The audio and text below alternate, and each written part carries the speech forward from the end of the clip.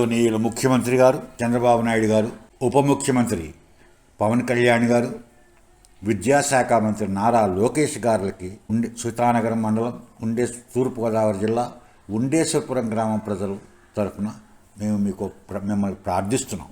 మా గ్రామంలో శ్మశానం లేక అనేక సంవత్సరం నుండి చాలా బాధపడుతుంది. మాది చాలా పేద గ్రామం. అటువంటి గ్రామంలో పేద రైతులు ఆ దహ సంస్కారాలు చేయడానికి ఆ శవాన్ని రాజమహేంద్రం తీసుకెళ్ళవలసిన పరిస్థితి.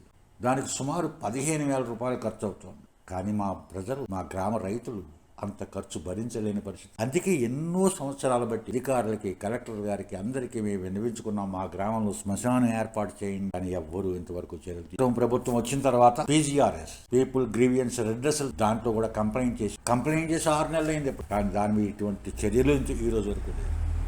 అంటే దయచేసి మిమ్మల్ని ప్రార్థిస్తున్నాను,